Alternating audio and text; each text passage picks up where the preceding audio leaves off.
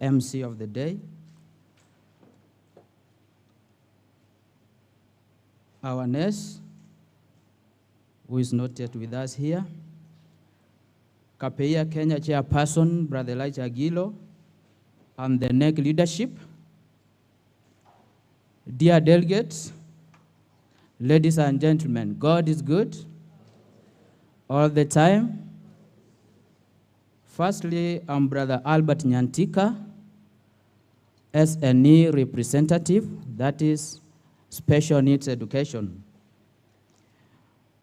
And I'm here to moderate this important session. I take this opportunity to welcome you all to this vital session of the CaPEIA Conference, Day 2. Our topic, or a strand in CBC, will be inclusivity. That is, enhancing inclusivity in Catholic schools. This invites us to reflect deeply on our calling as leaders of faith-based institutions to truly live out the gospel value that every learner is a child of God, deserving love, dignity, opportunity, and of course, hope.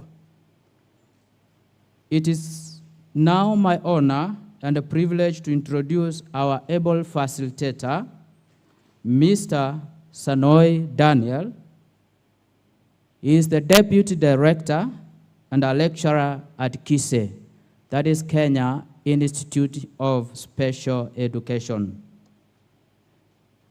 He is an SNE trained teacher at KISE in diploma level. He is also trained in this university, that is Square, Bachelor of Education in SNE from Kenyatta University. He is experienced in children with special needs. He is also an experienced developer of SNE programs.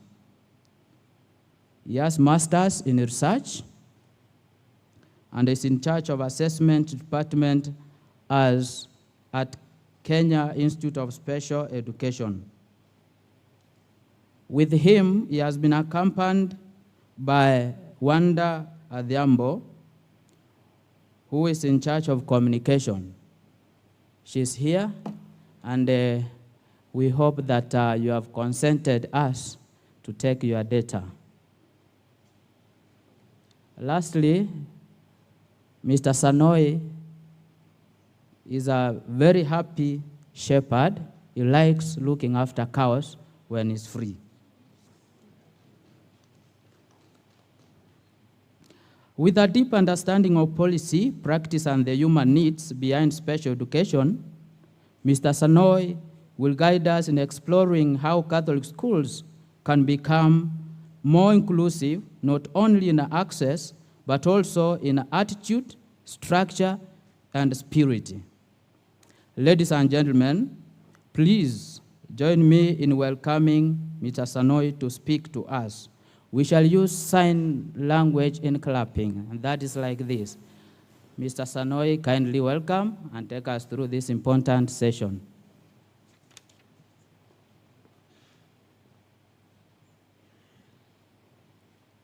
With utmost greatness, ladies and gentlemen, good morning. As has been said, my name is Daniel Sanoy, and I want us to go through this session. Obviously, that is one of the faces of the institute I come from, the Kenya Institute of Special Education.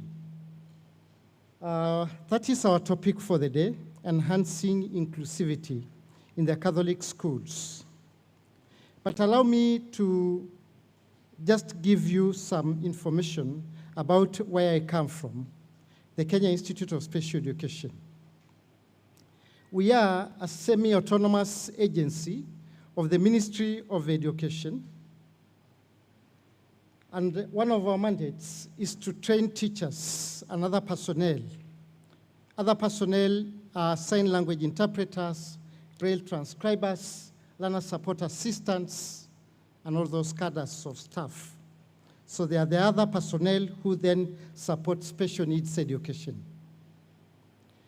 We also manage functional assessment of special needs and disabilities in the country. Apart from assessing, the government last year guided the institute that we manage assessment services across the country. You could be very aware that there are assessment centers that may not be functional. Some years ago, they did function, but currently their state is different from what they were previously. And therefore, we have been guided by the ministry to ensure they function. So we are currently in the process of rehabilitating them and staffing them. That is a new mandate given. We also have got a function to produce and disseminate information to the general public on disabilities. This is what I am doing in this forum, upon invitation by the organizers of this conference, which we are very grateful as an institute. We also run a model inclusive pre-primary school to demonstrate to humanity that it is possible for children, or rather learners, with special needs and disabilities, as you may call them, and those whom we may call regular, to work together in the same spaces without much problems, except for problems we ourselves create.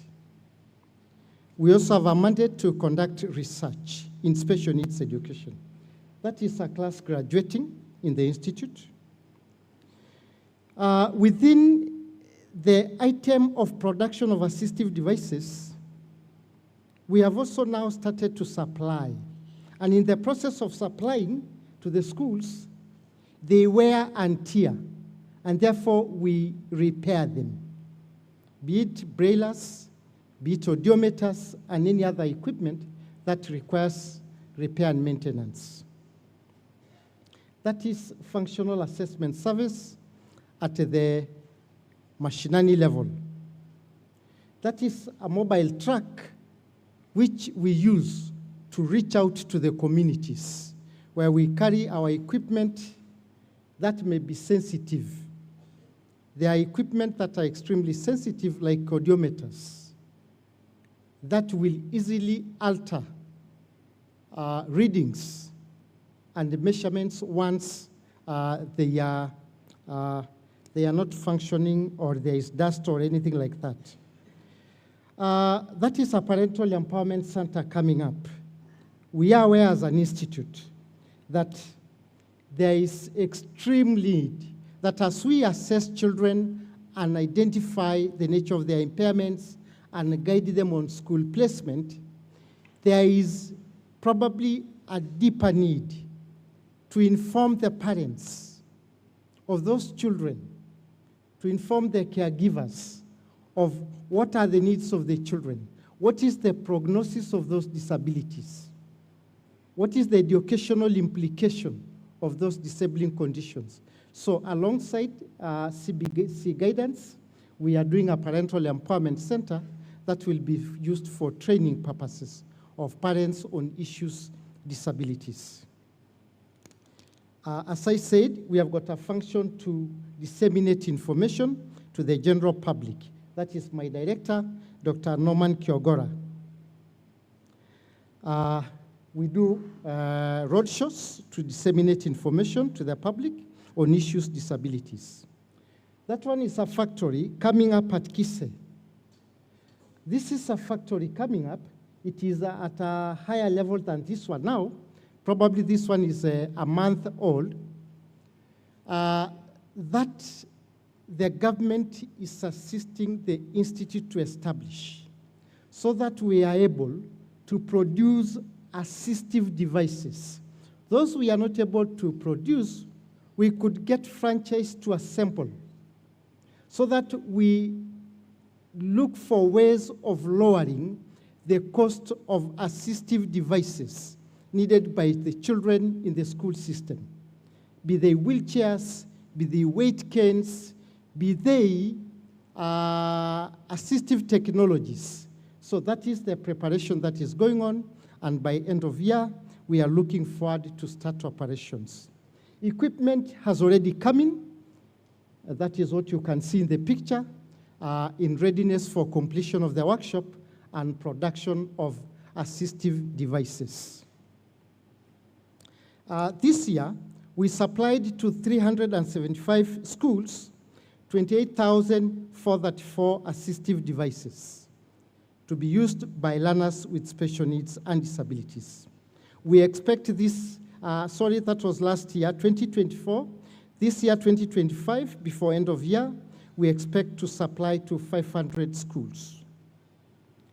We have got a preschool, as I already said, where we model inclusion. The pictures may not be very clear, but that is it. I also said we carry out research in special needs education. Those are our publications. We have got a training at diploma level and certificate level. At diploma level, those are the specializations. We only have one diploma which we engage in, that is the diploma in special needs education, not any other. But then within that diploma, there are specializations. A student teacher will come in and specialize in physical and multiple impairments, emotional and behavior difficulties, visual impairment, hearing impairment, gifted and talented, autism, deaf-blind, intellectual impairment, or call it mental handicaps. That is item 8. That is what other people will call it. But for us, it is intellectual impairment, inclusive education, and learning difficulties. Those are specializations the teachers can take at the diploma level. Certificate courses, those are our certificate courses. Sign language, functional assessment, learner support assistant, speech and language therapy, audiology, braille proficiency, inclusive education, and autism. Teachers, anybody coming to do a course in item 2, functional assessment, need first of all to have been trained as a teacher of special needs education, so that then we train you in assessment of those children. Obviously, you are aware of that model, that is the CBC model, that is contained in the basic education curriculum framework. And our topic for today, as you are aware, is inclusive education. Learners who are in the regular system and are able to be included in your regular classrooms are learners with mild or severe impairments. Any of them can be included. There are those learners who can follow the regular curriculum.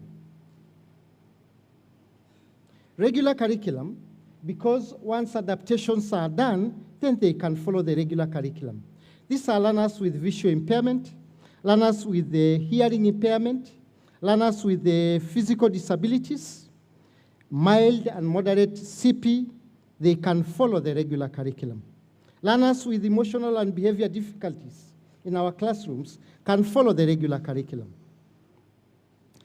But there are those learners who may not be able to follow the regular curriculum and therefore will need to have the curriculum adapted so that they can access it. And it's very clear in the curriculum framework. These are learners with intellectual impairments, learners with autism, learners who are deaf-blind, learners with multiple disabilities, and learners with severe cerebral palsy.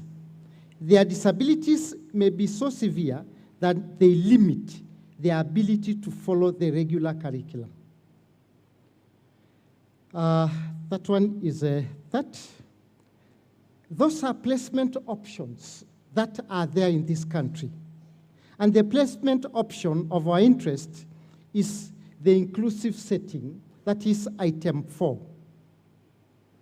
They could go still into option 1, integrated programs, special units, special schools, and sheltered workshops once they have transited the school system. But our interest today is inclusive settings. That is our preschool. Our children having their hands-on practice. Why is CBC better than the earlier curriculum for us who are in the space of special needs? We really like it because it is more skill-oriented for the learners.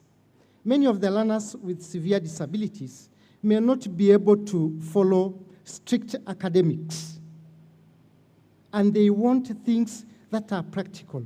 When you tell them touch, jump, talk, rub, anything that is a bit physical, they are better off. It also personalizes learning. It takes learning to the level of the individual learner. It doesn't look at learners like masses and talk to them the way I am talking to you in this conference. It says, the needs of John are this, the needs of Mary are this, and you focus on individuals and not the classes. So then it has spelled what I've already said in terms of what they call individualized education programs. It has also clear pathway for the learners. We are aware of that. We have got what we call the age-based pathway and the stage-based pathway. Stage-based pathway for learners with severe disabilities, I've already said them, intellectual, deafblind, severe cerebral palsy, multiple disabilities. They follow the stage-based, where you don't determine the number of years a learner takes within that class. But if they are following, probably many of the schools you administer, which could be regular schools, then they come into the age-based pathway, where a determined time is spent within a grade. But when we go to the stage, which we call the stage-based pathway for learners with severe disabilities, then time is not essentially the issue. The issue is, have you acquired the skills so that we can transit you to the next level? One of the levels in the stage-based pathway is what we call the foundation level. And those are the learning areas, but they call them activities at this level. Those are the learning areas at foundation level. We normally have 4 levels. So communication, activities of daily living, sensory motor, name them. And they give pastoral program one lesson within the week. Then they move to a second level they call intermediate. And they could have spent already 3 years at foundation. They come to intermediate, they spend another 3 years. If they'll have acquired skills, they move to the next level, which is the pre-vocational level. So here we will now try and introduce some skills, although very basic skills.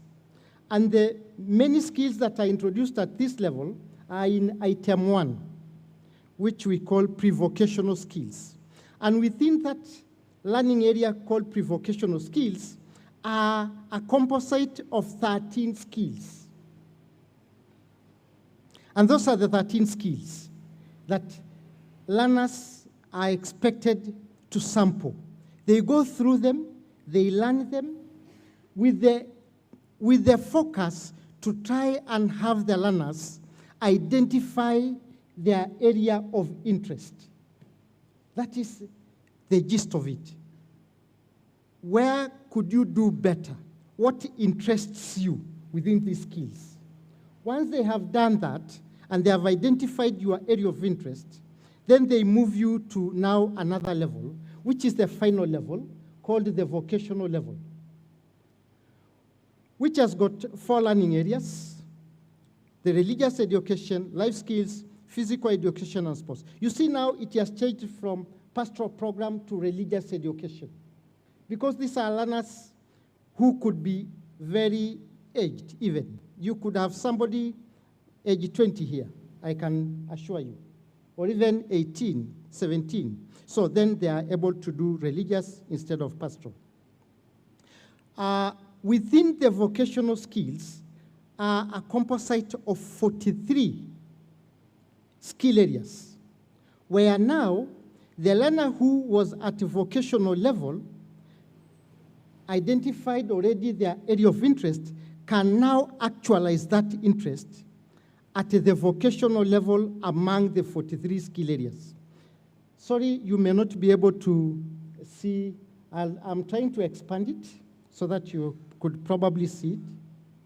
So item 1 is weaving, leatherwork, animal farming, carpentry, all those. They are quite a number. We may not be able to go through them in this forum. But look at item 42. Are you able to read it? I hope I am not talking to a conference where there are persons with visual impairment, and I'm telling them, are you able to read it? If then those colleagues are in, I will be able to present this one in soft to the leaders of the conference so that they have it in soft.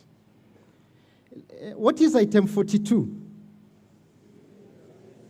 Security, good. I have got a very responsive conference. They have answered me. Thank you very much. Security, so does it mean we shall be training our learners in security guarding training? Does it mean that? You are quiet now. You are not very sure. Yes, that is what it means. It exactly means that. Yes. Yeah. We shall train them as security guards. So does it mean we might need to train our teachers in security guarding so that you tell a teacher, what are you specialized in? I'm specialized in security guarding. So that then they can be able to train the children in the school. What does it mean? Could it mean that this is an opportunity for engaging with the community and security firms to come in and do a CSR in the school and train in security guarding? Yes. So there are lots of opportunities in this area. Now, let us move to, obviously, nearer to the focus of the conference. Could I have, is there a microphone, a mobile microphone around? And there are people I don't want to talk. If you are here and you are called Evan Gota, please don't talk, if that is your name. But any other person can talk. I want somebody to tell me what is the difference between an impairment and a disability and a handicap. Is the microphone moving around? Raise your hand if you want to. I am a teacher, so my learners have to answer questions now. I want somebody to try and give us the difference between an impairment, a disability, and a handicap. Could we do that? Anybody who wants to give it a go? Yes, there.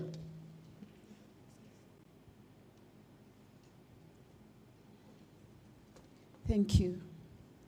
According to me, I think impairment is where a particular body organ does function well. Disability means you're not able to perform anything, and handicap means that you're limited to what you're supposed to be doing. Thank you. Wonderful trial. Wonderful. Thank you very much. Somebody else? There's still an opportunity for people to say something. Somebody? Okay. I want you to look at me. If there's somebody? Okay. I want you to look at me. I will walk around, and then we can engage from there. Look at me.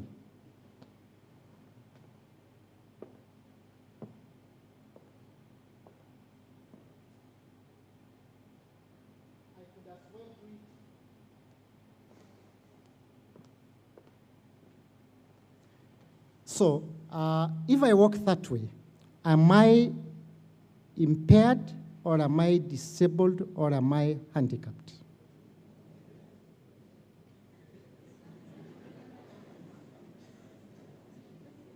Look at it again, because normally we are supposed to walk this way. But now I walk different, and I walk this way. So, am I impaired, or am I disabled, or am I handicapped? Impaired. Okay. So I'll give you that one. Let us push it to the next lesson, where I'll give a test, and then I'll see the answers I get. When we talk of impairments, then there could be limitations, not really limitations, but there could be alteration of what would be the model human body. I don't know. I'm talking to Catholics, faithful, so I don't know.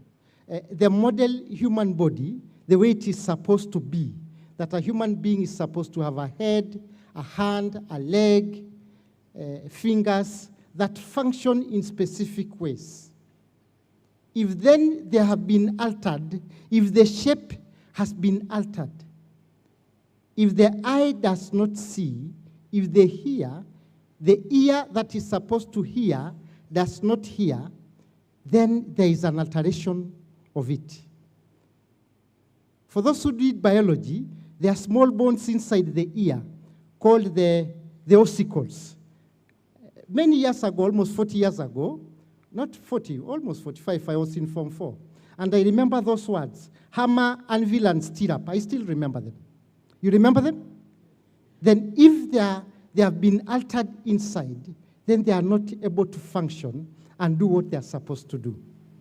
Then they bring a hearing impairment.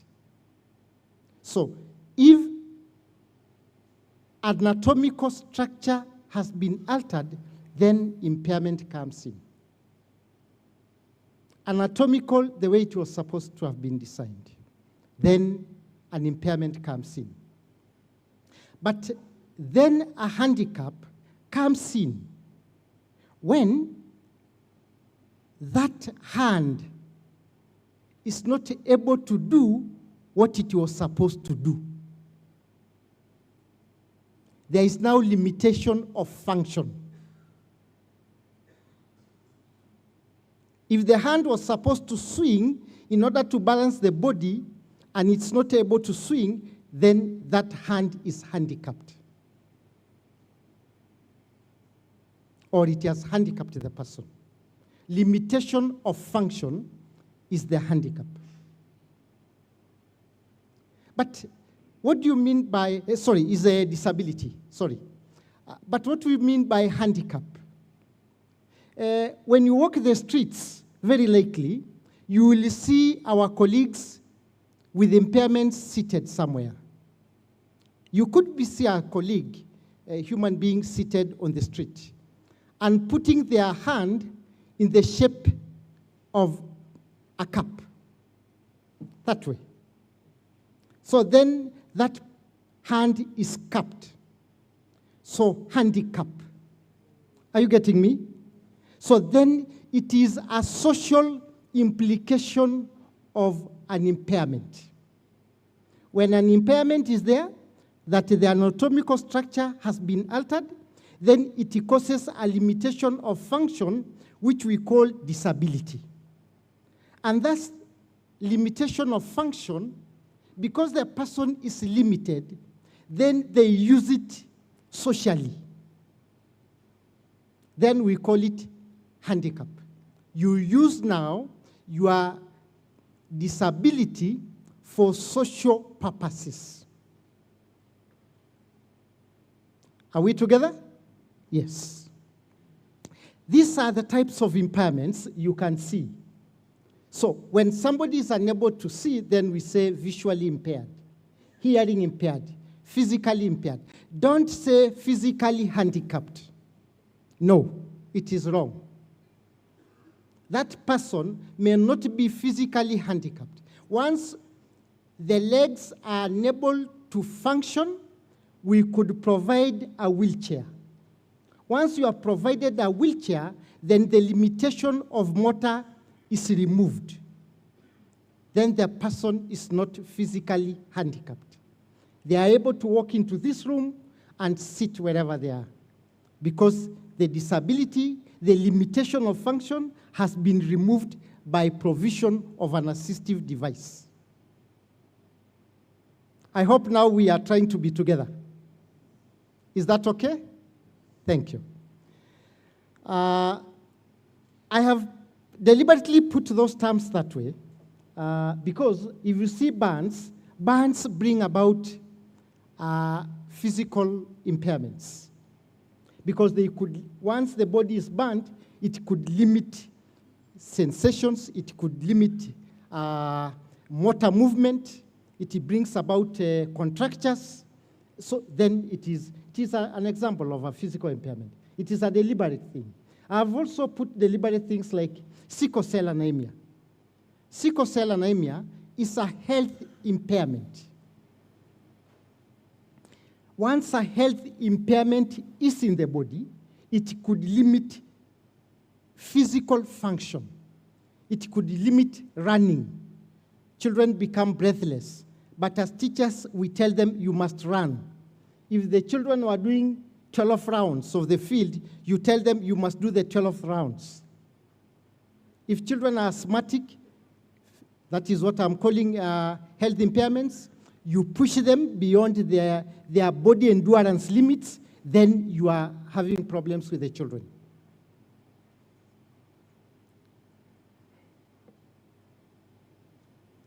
What does it imply if children have got disabilities? I'm trying to focus it so that you're able to see it clearly. What are the implications probably of those disabilities? One of the implications is they may have got posture differences from many other children in the school, and they may attract attention. And that attention may not be positive for the children. It may be negative. They may attract jeers from colleagues. Unnecessary attention that then tells them, hey, your body is different. You are not, you don't look like the regular human being you should be. Then it becomes a negative attraction. Again, another implication is the motor limitations of movement. You want people to move from one room to another one, from the classroom to the field. Others could be limited in terms of their speed. Another implication is some could need assistive devices, prosthesis, to add to their body. If the leg is not there, they need a Jaipur leg. If fingers are not there, they need something to use to hold their pens. Others could be on lifelong medications. Some children with epilepsy, which is a health impairment, could be on medications throughout their life, which will limit their attention in class. You have them in class, the others are very busy, them they are sleeping.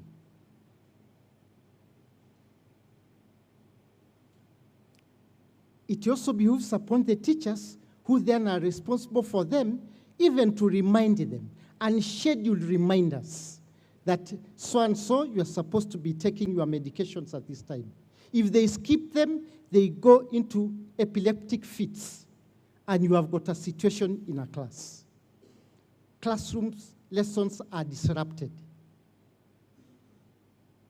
So, lifelong medications for the children in the classrooms also have got an implication that requires us to be attentive. Behavior management is another implication of disabilities. Once they are attractive in the negative, then it could give rise to behavior issues. The noisemakers will be there because their impairment has limited their ability to function academically. Once that limitation is there, then they will look for an alternative avenue to seek attention. Wewe ni mwerevu, mimi sio mwerevu. Wewe unakuwa attended na mwalimu na mimi sipati attention. I will get an alternative way of getting attention. And therefore, we expel them from our schools. Oh yes. Instead of managing, we remove them from the school system. Others will need surgeries. And they exit our schools for a month to recuperate. They yawn plasters. Mtu macho imeenda kuchinjwa. That's what they say, isn't it? That's what they say in the school. Ameenda kuchinjwa macho. So they exit the schools, concepts are taught, they miss out, nobody will attend to them. You come, a topic is already covered, hiyo imekupita. Imekupita, hakuna mtu anashughulikia. Those are learners with special needs and disabilities, or so you say. Guidance and counseling is another implication. We have to counsel them every time. Therapies, the physiotherapists, there are a lot of learners who leave our schools, even on a daily basis, or even for hours, to go to therapy rooms, to relieve contractures, so that then they can function in the school. When they are out, somebody is teaching in a class. They miss out. And then they come back, kwani wewe ulikuwa wapi na hii kitu tulisomesha? They are out of class. They were attending to what is supreme for them. Therapies are supreme engagements for children with special needs, be it physio, occupational, or speech. It is a big deal. And obviously, adapted curriculum is an implication for these children. It's an implication. Because I may not be able to hear the way you want me to hear. I may not be able to see the way you want me to see it. I may not be able to sense or even smell the way you want me to do it. So then you should provide an alternative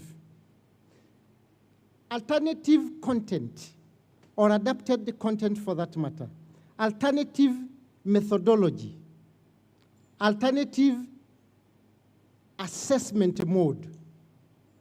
You can even tell me, here is your paper, your exam paper, but I want you to voice the answers because you don't have a hand, and therefore you are not able to write.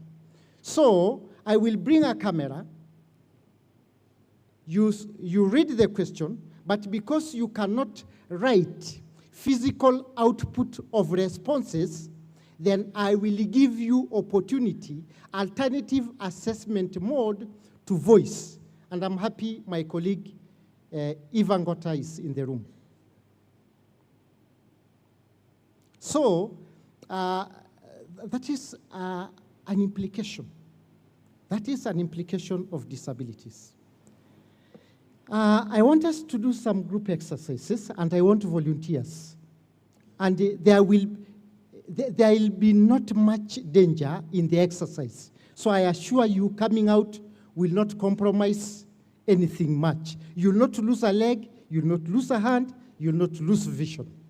I guarantee you.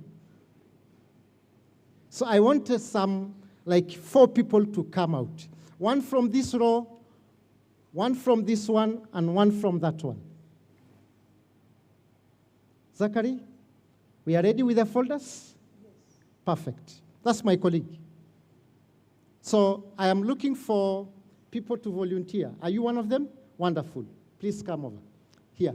Yeah. I'm looking for another volunteer from this row. I told you there is no danger in it, in the exercise. Another volunteer? Wonderful. Thank you very much. I think the men are more courageous with this issue of security. The ladies are getting a bit worried. Might it compromise my... Now I need a lady. Wonderful. Come down. Zachary Abracadabra.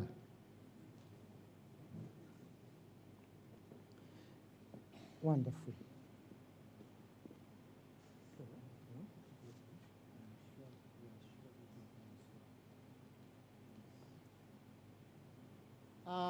We want to blindfold them, and they go back to where they were seated.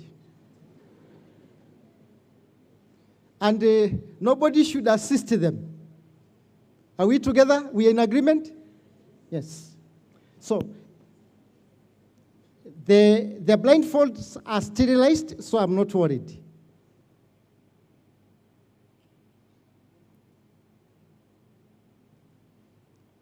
But be sure that they have closed their blindfolded totally. Mtu asiwe amefunga macho moja na ingine inaona.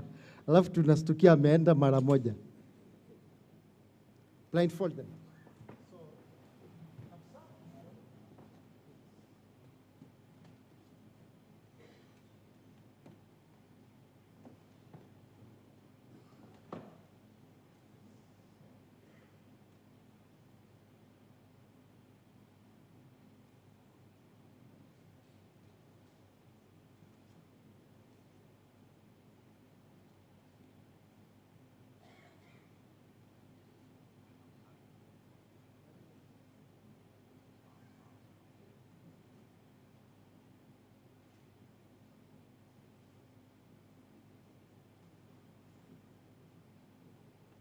Perfect.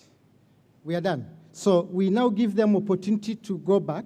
Assume this is a visually impaired child in your classroom and has to come in and go and sit at their usual space in class. You are free now to go. Please go and sit where you are supposed to be seated.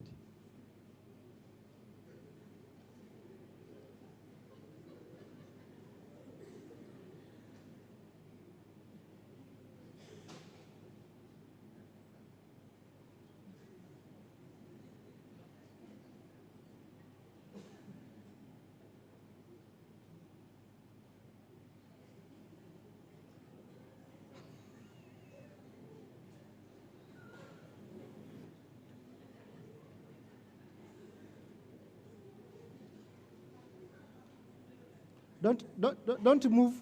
No. Just sit where you are seated. Don't move. Let them move. Don't bother. Don't bother with them. Don't assist them.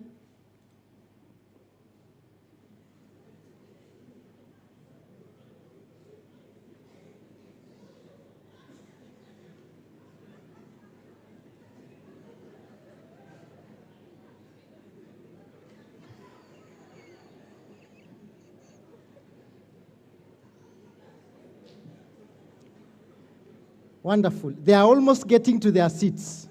Wonderful. Wonderful. These ones are extremely good learners. They know where their seats are. Wonderful.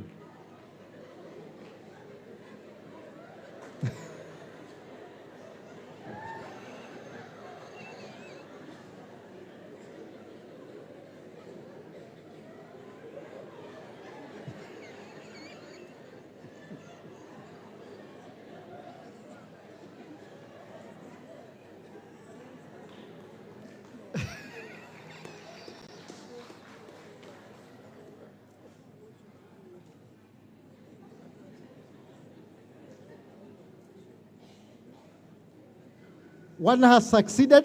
Wonderful. We are waiting for the second one. So the one who has succeeded can remove the blindfold.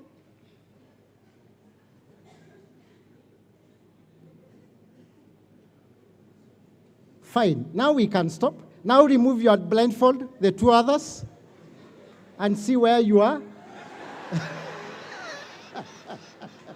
Wonderful. Clap for them. Thank you.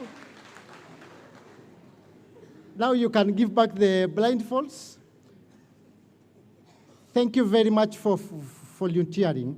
Thank you very much. Those are the experiences the children will have they will be required to go sit.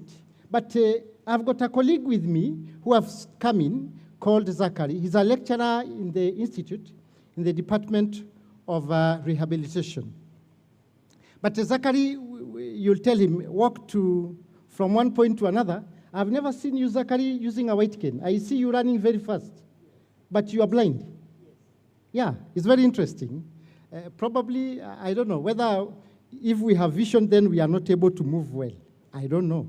We have got eyes. Is it biblical? We have got eyes, but we can't see? I don't know. I'm not very sure. But that's what the Bible says.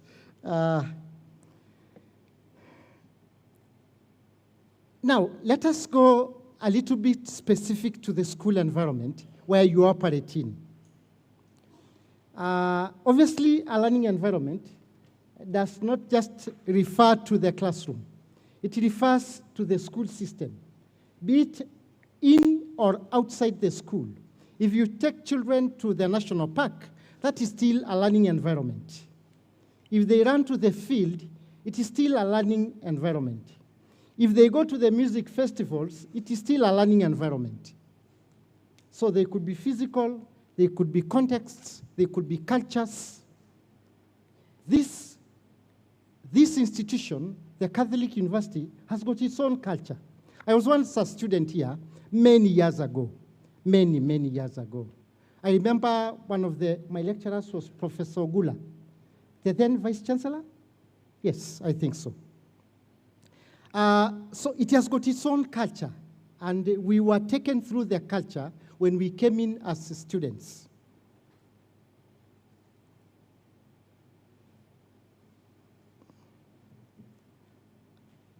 It also has got beliefs. A school has got its own beliefs. Even your own particular institutions which you manage as the principals and head teachers. It has got its own culture, perceptions, relationships, attitudes. What is your attitude towards learners with special needs and disabilities if they come to your school? Does your own attitude as the head of institution influence the attitude of the entire school? The staff you supervise, and even the students, and even the workers in the school. What is the attitude towards disability of the person who sweeps the office? Or if there are children, what is the attitude towards children with disabilities? Does your school have written and unwritten rules that everybody in the school knows? What is the emotional safety of the children in the school? Are they safe? If I'm a child with a physical impairment, if I'm a child with a hearing impairment, am I safe in your school?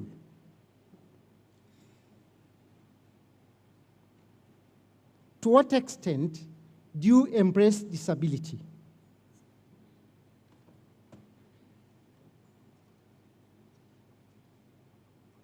Look at the way you structure your tasks in the school.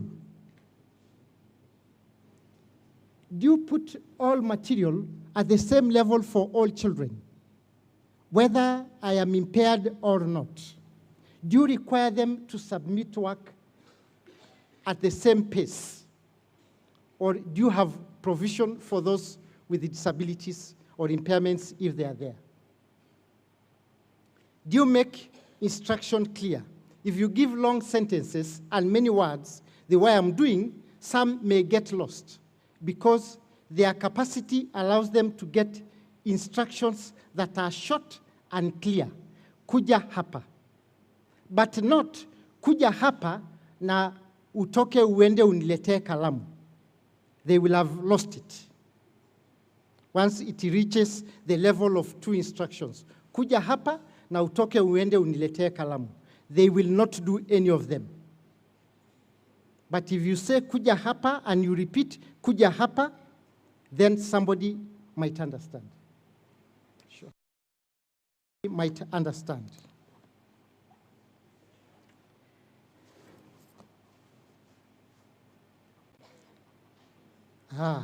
My time is running out.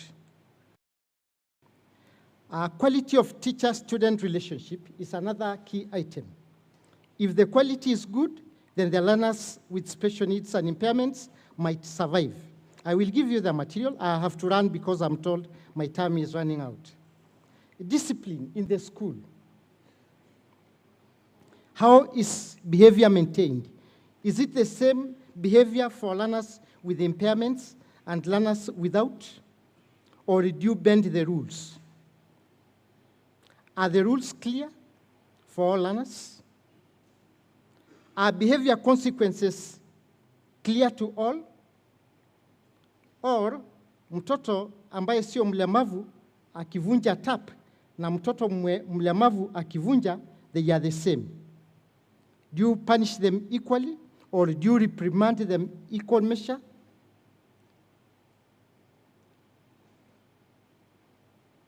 Do you expose, look at item 5.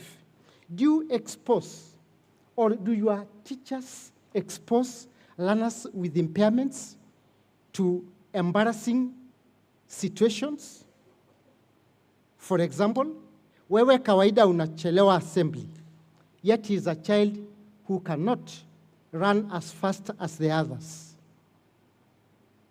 You don't give that leeway to come a minute or two later because of their speed.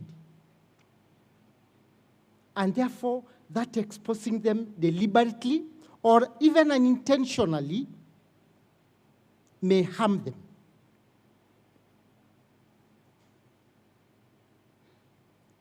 Learning materials. Do you integrate technology and all those kind of things?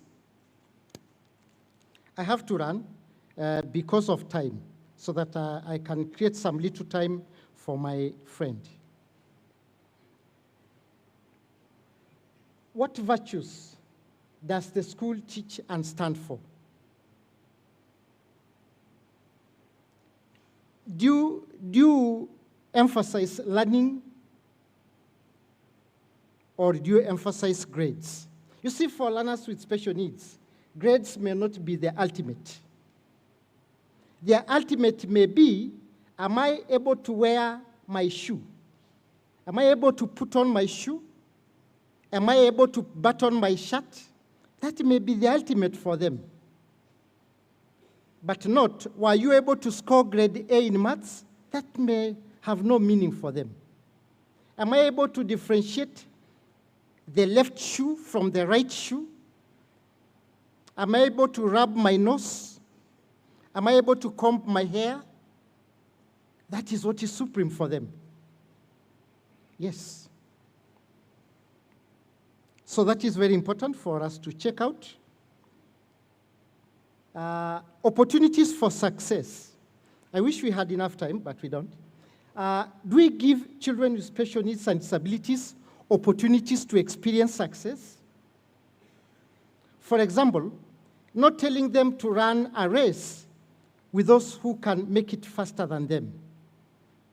Don't compare them with unequals, because then they will fail a million times. Compare them or give them tasks they can measure up to and they can succeed in, so that then they don't view the world as always a world or a school where I must always fail.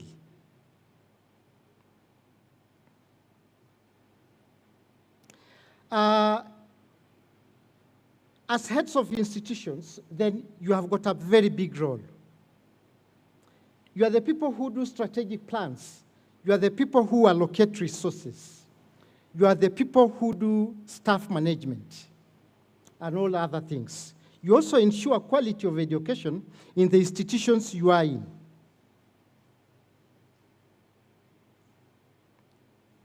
You determine the vision and mission of the school, the strategic plans and the policy. You implement policy. How does your vision say, or your mission? Does your vision and mission have anything to do with inclusivity? Look at that one. That is the vision of Kenya Institute of Special Education. An inclusive society An inclusive society that provides opportunities and services to persons with special needs and disabilities for improved quality of life. Ignore the word disabilities. That is our mission.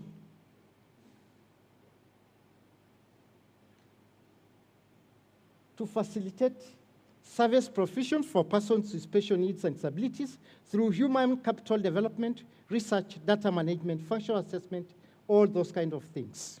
It's a very deliberate one. Do your strategic plans have anything to do with pushing inclusion in the school? Are there resources allocated within the strategic plan that are towards facilitating inclusion or realizing it? We also said you allocate resources or even the physical structures of the institution. Do you deliberately modify them in order to welcome learners with disabilities?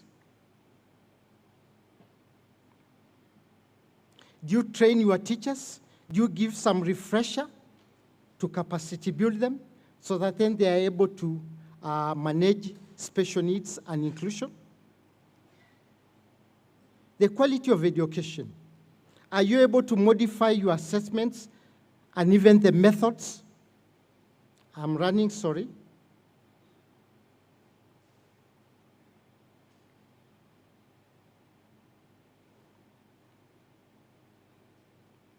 Collaboration, community engagement, and advocacy. Are you able to engage like security companies so that they are able to come in and train in, what do you call it? Security guarding? Are you able, do you have sessions where you raise awareness to promote inclusion within the community where the school is located? That is a session of one of our staff engaging community. The ultimate is inclusion. The purpose of inclusion is to bring as many as possible learners with special needs and impairments to the school so that they are able to learn alongside their colleagues, whom we call regular learners. Sorry, my time is running out. I have no time left. But allow me to say this. The Catholic Church has long upheld the dignity of each person and being made in the image of each person as being made in the image and likeness of God. This fundamental belief compels us to approach education in a way that fosters acceptance, empathy, and love for one another. The church teaches us that our differences are not obstacles, but rather opportunities for growth, understanding, and community. Inclusive education is an essential part of the church commitments to inclusivity. It ensures that children with a range of physical, cognitive, and emotional needs receive the support they require to thrive academically and socially. Oh yes, socially. It's supreme. However, it's not enough to simply provide resources for these students. True inclusivity means integrating them into the fabric of the school community alongside their peers and creating a culture where everyone's strengths and challenges are recognized and celebrated. Thank you very much. Allow me to welcome my colleague. I'm donating my 10 minutes, I hope so, to Zachary, who is a lecturer in the Institute, to give further input to my presentation or anything like that. Welcome, Zachary.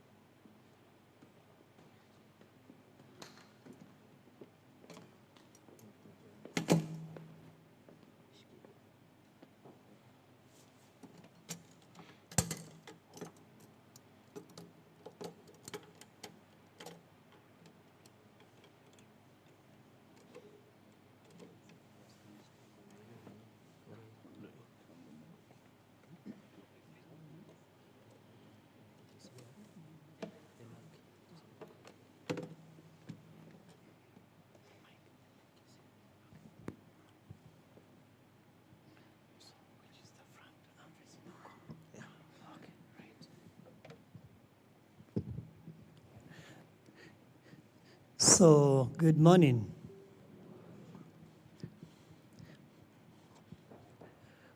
Wow, you know, when you're louder, that's how I see you, because I see by hearing. Good morning again. How are you today?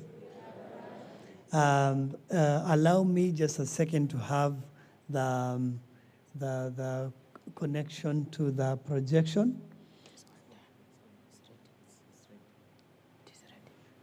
It's ready. Okay.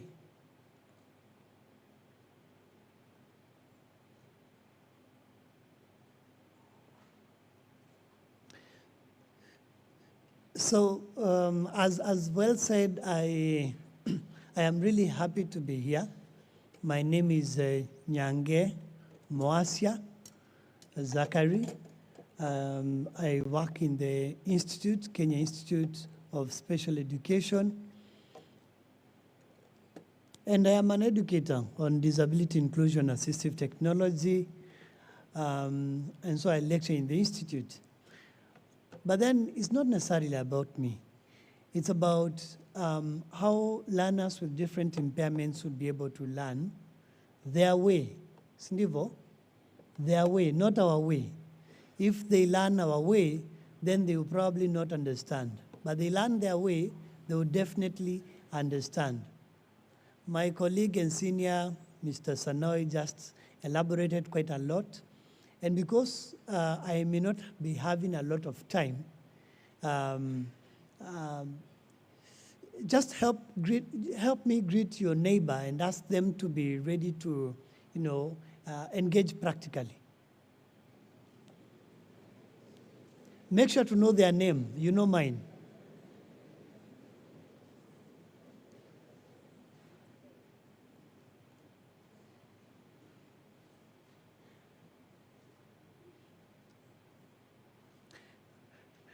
Nice.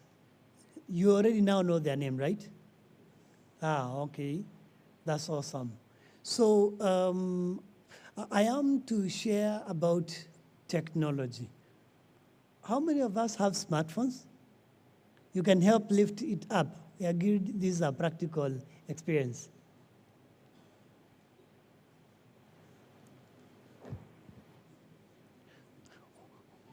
Someone to confirm that we are all lifting our...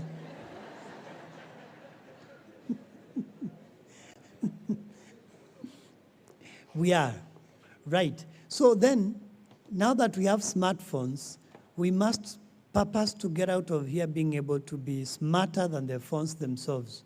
There's no way we can be carrying our smartphones and be only utilizing less than 10% of its ability, and especially when it comes to learning, because that is our area. And so I will start with a wonder. Why ICT? Because to me, I will concentrate more on ICT. Why ICT?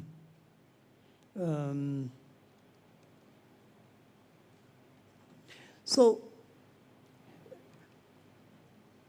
for anything to happen, of course, we need to have that support from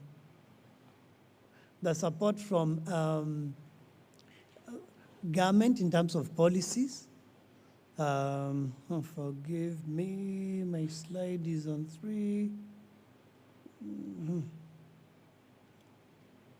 Yes, I was saying that for any good thing to 1, 2,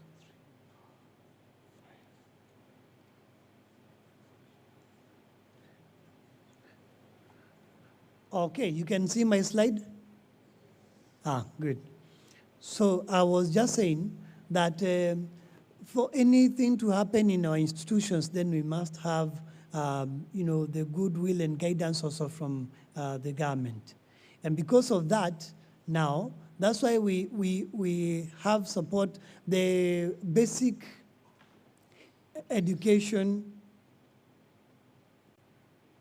curriculum framework is the one that allows us to confirm that ICT is integral in terms of our participation in learning.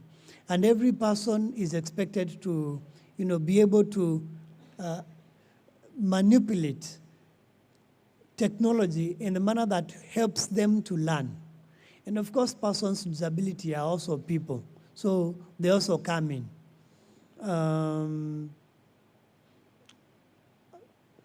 I don't know, I'm struggling to have I seem not to hear my screen reader.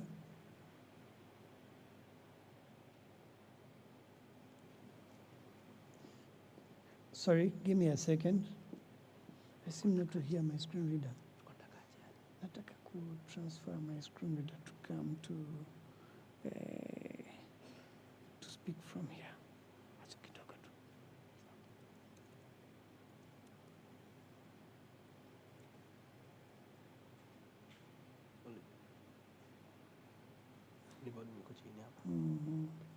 Yes, a second.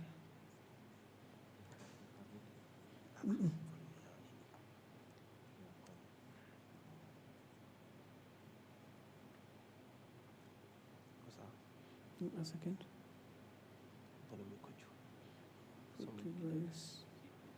Oh, good. I've been able to take my screen reader's voice from the projector now to the computer.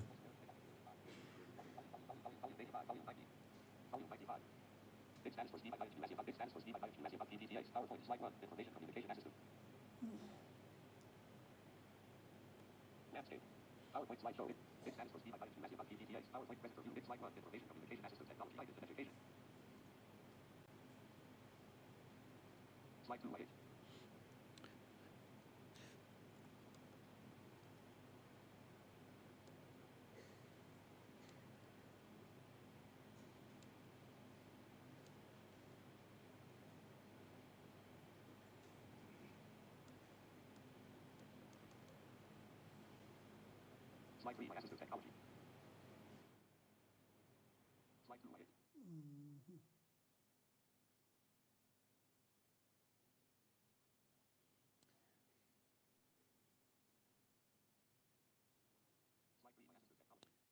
Anyway, no problem. I seem to have just a little challenge in terms of the compatibility of the devices and my assistive technology.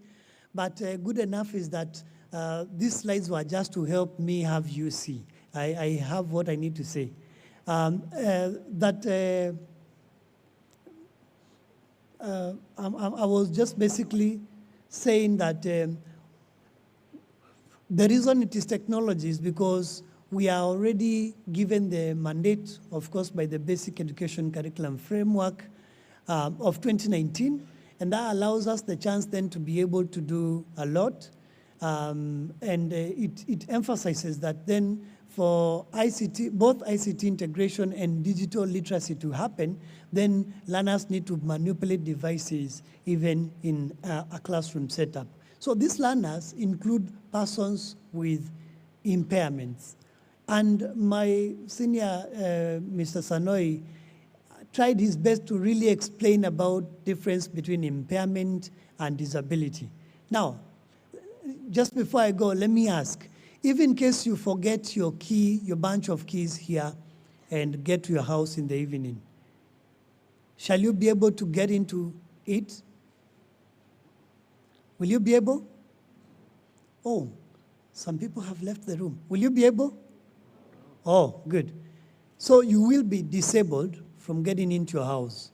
But then there comes your kin, maybe your wife, your husband, your daughter, your son, and tells you, oh, mommy, don't worry. I got my bunch of keys with me. And so they open the door. So now you shall be enabled. Help me tell your friend, enabled to get in your room. So disability, you are disabled from getting into your house just because you don't have the bunch of keys. But with the bunch, then you are enabled to getting into the room. Now, that is the same case that happens with us persons with the so-called disabilities. Because what I have is an impairment. An impairment is a doctor's decree that I will not be able to see. That's okay. But then when I happen to come here and I'm not able to know how the environment looks like, that's when I'm disabled. But once I am able to tell how the environment looks like, I'm no longer disabled. And so all through we'll be using the term impairment to replace that what you've been used to as disability. And so learners with impairment also are part and parcel of those that are supposed to get to acquire digital literacy skills in the process of learning.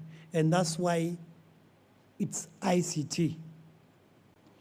Now, for them to access, then they access through assistive technology. What is assistive technology? Then this would refer to any tool, software, or equipment that would be helpful in terms of minimizing the effects of an impairment. Minimizing the effects of an impairment. So if you are short and you use a stool to get to the top drawer in your kitchen so that you can reach the eggs that you've put up there, then the stool is an assistive technology for you.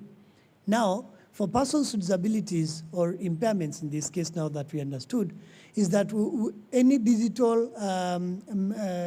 digital enabled device that is helping them to be able to minimize or reduce the effects of an impairment, then would be referred to as assistive technology. And I believe I've put a reference there so that you may be able to even learn more in case one is interested. But then now for us to achieve assistive technology understanding, then we would need to categorize it in terms of impairment.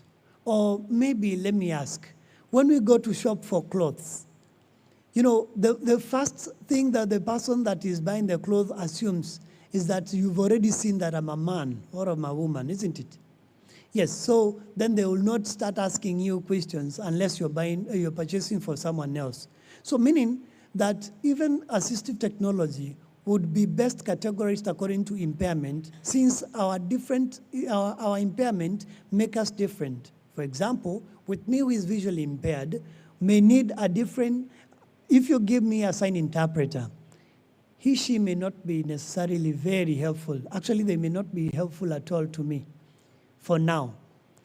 But then, also if you give a screen reader to someone with the hearing impairment, hawatasaidika because inategemea sauti. With me, I'm depending on listening, whereas they are depending on visual. So our impairments then dictate that our assistive technology solutions are different. And because of that, I will wish to guide that we will categorize them according to impairment. So in terms of impairment, let me be biased and start with ICT for visually impaired persons with visual impairment. Now, let me just say, by show of hand, how many of us have interacted with people with visual impairment? My senior can help me see? Less than half the room. Oh, less than half a room. So then during tea break, I should be like a bird so that I move around and interact with as many as possible, right? Congrats to those that have interacted with one. And, you know, it's a great thing because there's no anybody who has a specific, impairment is part of life today. So when you get an opportunity, please maximize. So persons with visual impairment, they struggle only with a few things. That is things that are related to sight. So I don't have a challenge with movement because I'm able to lift my leg. Also, I'm able to understand that I'm supposed to come to this auditorium. But then I may have challenge with navigating from one point to the other because I don't know the layout. And that's why I may have an assistant, say for example, someone to guide me. That's why I may need to have a white cane. And so like today as I was coming, I also came in with my assistant. Maybe you can stand with him. Thank you. Help me appreciate him. So through him, I came and was not knocked by anything, and I'm safe.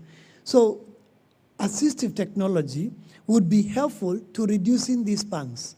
So when I come in front of you, I would be able to tell the things that are around me, either by a helper, say like my personal assistant there, or I could also ask my senior here, Mr. Sanoy, and he would tell me. I even asked a brother here, the moderator, and he explained, he helped me understand the layout of the auditorium, for example. And I felt happy because for a moment I felt like I could see. Now, in case I don't have human help, then that's when I would depend on assistive technology, and thanks to God, in fact, we even have AI. But before we get there, some of the assistive tech for persons with visual impairment may include screen readers. Screen readers, a screen reader refers to an application program that when installed in a device like a laptop, palm top like your phone, or even a desktop, then it would speak out. So say for example, on my phone, let me just use the microphone here. Home button out of pager. Window navigation bar. Accessibility volume set to 100%. Sorry, it is rapping because my ears are also big to listen. Let me reduce. Paragraphs. Words. Characters. And screen rate. Speech rate. Speech rate. Speech rate 60. When I move to a certain item, it tells me. Blink streams and pager. Window. Home button. Home screen. Phone. Window 1 Eli home. So I know I'm on phone. Messages. 4 notifications. Messages, and that I have for notification. So that is basically a screen reader. It helps read out what is on the screen, hence enabling me to interact even with a touch screen device or a laptop and all that. When it is installed in a computer, it makes it accessible for persons with disabilities, so long as then the content presented is also accessible. The format is reliable. Some of the screen readers examples include Jobs Access with Speech is an acronym, JAWS. We also have non-visual desktop access, NVDA. We have narrator, Windows Eye, voiceover, talkback, and all that. But then they are different in terms of the platform. Say, for example, there are those that are meant purposely for iOS, and those that are also made for Android platforms and also for Windows. But when installing a device, it makes it possible for someone with visual impairment to interact with it. You can also see magnifiers. Magnifiers enhance the text that is on a screen. Okay. Magnifiers enhancing the text size on the screen. We have braille displays that would help in terms of reading a digital braille, like one that I'm using here. I don't know if you can see it. Awesome. And then we have specialist gadgets like a pulse scan reader. This is a camera that when you place a book under it, then it would allow that text to be, it would extract the text and bring it on a computer, making it possible for someone with visual impairment to interact with the text. Let me see if I have a photo of it. Yes, there it is. I hope you can see it. That is how that camera looks like. But this is just but one of them. Like there are so many different brands.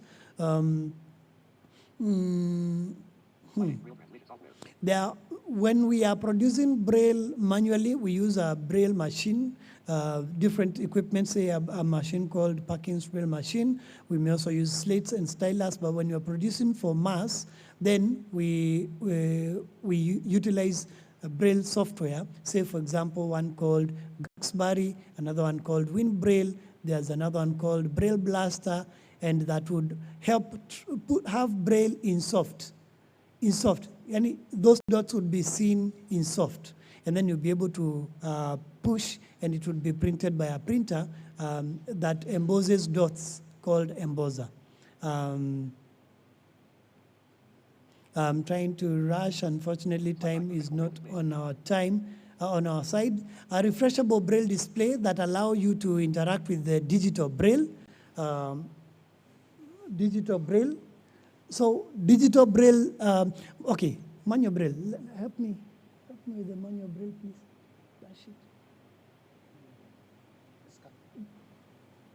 So for the half of us who have not interacted with braille before, a sheet here.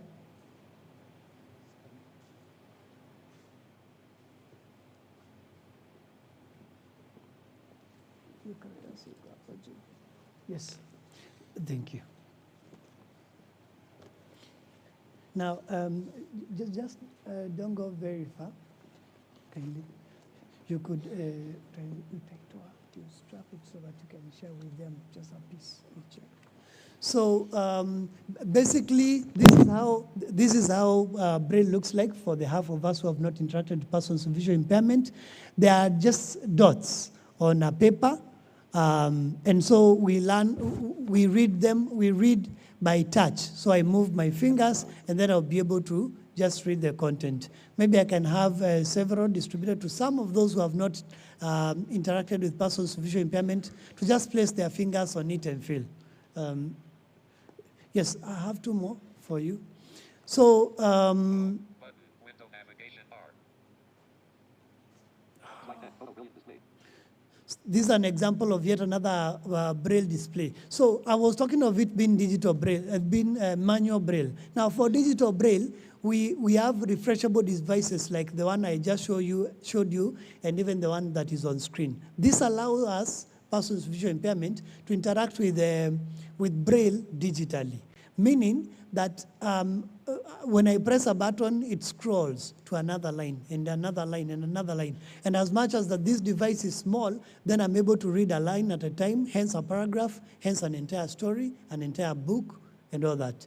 So that makes it possible for us to now just have text in an SD card and then be able to read bulk of books with digital braille. In the refreshable display I'm holding, I have an SD card. I've put over 800 books that I read, and it becomes easier as compared to carrying the bulky braille books made of the sheets that I just showed you.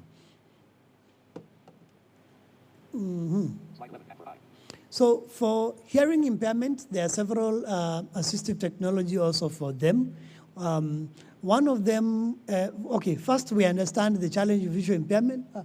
Those people with hearing impairment is that they are not able to, the way you are listening to me and can comprehend what I'm saying, they struggle with that. So now, then, one of the technology for them is to help them have this speech translated to text.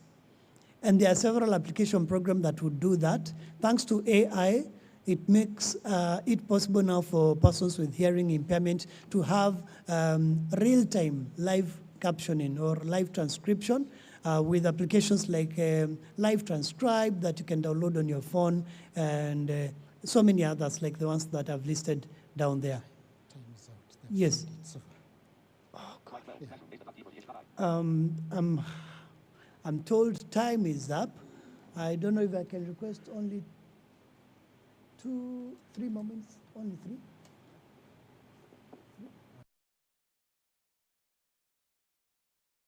I'm informed time is totally over, so I'll just dash through these slides. I think I have only 4 or so slides. Maybe you can take screenshots. In the classroom, there are things that we can adapt for learners with hearing impairment, including FM systems, so that then it would amplify the speech to their hearing aids directly, and even things like timers to make sure that they're able to see. Let me see. For those learners with autism struggle with being able to concentrate, say, for example, on one activity for a long time, say, for example. And many other things, it's just that we don't have enough time. But things that would be helpful to them in terms of technology would be timers, so that then they are able to follow a certain routine because they work very well with routines. So timers would be very helpful to them. Computer programs like, say in a learning environment, we can have a computer program like Abracadabra, which is a balanced reading approach designed for all, whereby when you're teaching them, say, about mathematics, they just find it as if it is play. So they are seeing a bird that is there, and when they click it, it jumps once, and again as it is counting verbally. So they are able to relate the dancing bird, the jumping bird, with the numbers and with their voice. So it becomes easier for them to also be able to learn. There's quite a lot we can say about this. But also videotaping would be very helpful to learners with autism because it would help them, especially with repetition. So those learners who are physically impaired also may need a little adaptations here and there to be able to do their things well. So for a keyboard, for example, it would have options like sticky keys that would allow them to use one hand, or even on your smartphones, you must have seen one-handed mode. And maybe you wondered, what is this for? It is for those people who may be struggling to use two hands because they only have one. And other options to set, like gestures to be able to manipulate your phone comfortably and even your computer. Other things, including the wheelchairs that we already know, both the manual and the automated ones, are also considered assistive technologies. Locked-in syndrome is a condition that would then mean that you are not even able to move either your hide or forelimbs, both your hands and your legs. And then it means that you may need to communicate, and maybe you are even struggling to speak. Then you may be able to have, there are specialized devices that when attached to someone's head, say for example, like the way spectacles get to hold someone's head, then they are able to detect the waves of the brain. You see, like it happens with the ultrasound. Some device is just placed on the stomach, and then it is able to detect whatever that is in the belly. That kind of a thing also happens in terms of those who are having locked down syndrome. And it is really being helped a lot by artificial intelligence. It's something that we can discuss more, especially over tea.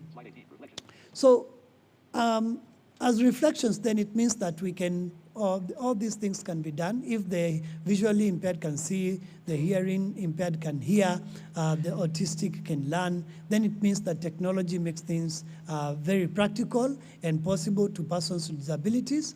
But then for this to happen, then we need to be very, very intentional. Like sometimes we may talk of issues of costs. Yes, it may be costly, but compared to what?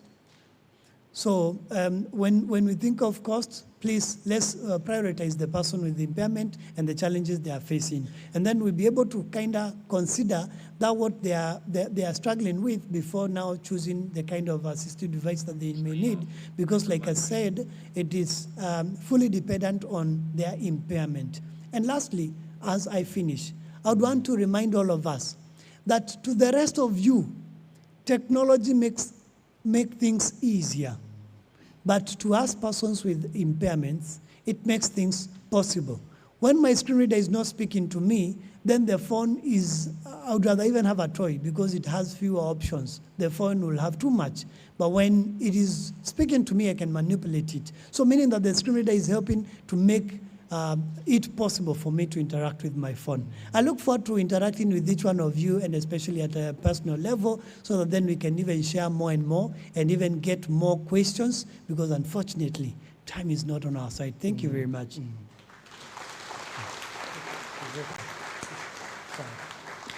I will see you with my camera. Thank you so much, Mr. Sanoy and Mr. Mwasia, for that enriching experience. Delegates, we know we've stretched on your time. We apologize for that, but I know we've received a lot. And in special needs education, it needs even the whole day to discuss. Allow me invite Father Sunguti to come and move a vote of thanks. And also I invite Sister Angel from Mary Immaculate Education Center to come and gift our presenter, Mr. Sanoe. As they come, if we have any burning question, because of time, and burning question, kindly you raise your hand, at least one or two. And burning question.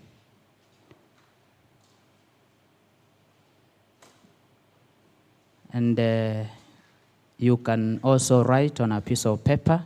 We shall take them, and they will be well answered, even in our reports of this conference.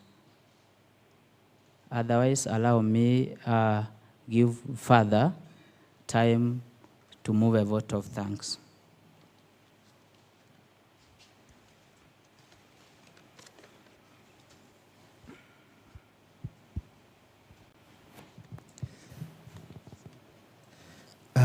Reverend Father Paul Sunguti, and I'm really privileged to have this chance to move a vote of thanks to our speakers this morning, starting with Mr. Daniel, who has given us very informative message this morning about the special need education. Mr. Daniel, you have talked about people that we live with them, we have interacted with them, and most of us at times have fear if such a situation becomes part of your life.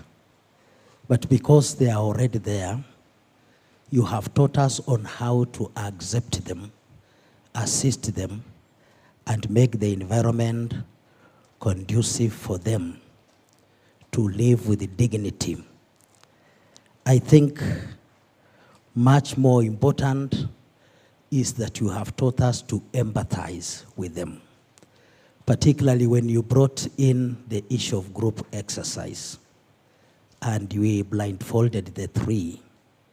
And we saw how difficult it was for them to get back to their seats. That is how it can be difficult. And that's how it is difficult for these people living with these conditions. So we are very grateful, Mr. Daniel, for what you have taught us. As we are going back, this one has been an eye-opener, that because they are living and struggling, we have to make sure that the environment is conducive to them, that we assist them to be able to do what they are finding difficult in doing. We want also, in a special way, thank the friend who accompanied you, Mr. Nyange Mwasia, for what he has just taught us now. Mr. Mwasia, bringing in the issue of assistive technology. It is something that is pertinent now, that the world is digital, and we have to think on how to modernize our schools so that these people with impairment may also have good life and learn well. Thank you very much, and may God bless you. I want us now to appreciate them in a Nyayo style, those who are born during the time of Nyayo. Let us stand and clap for them.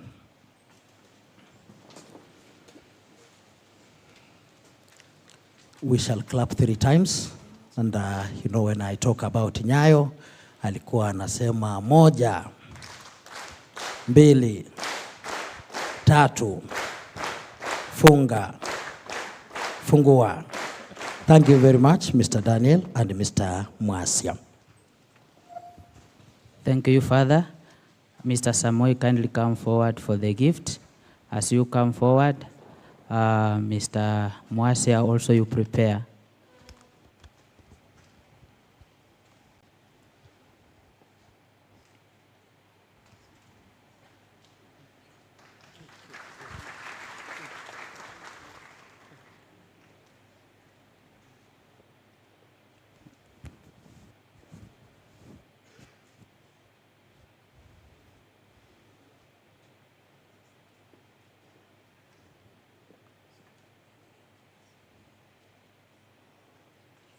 Thank you so much, sister. Chipigieni makofi delegates. Na mimi nipigie makofi. Sister Grace, take over.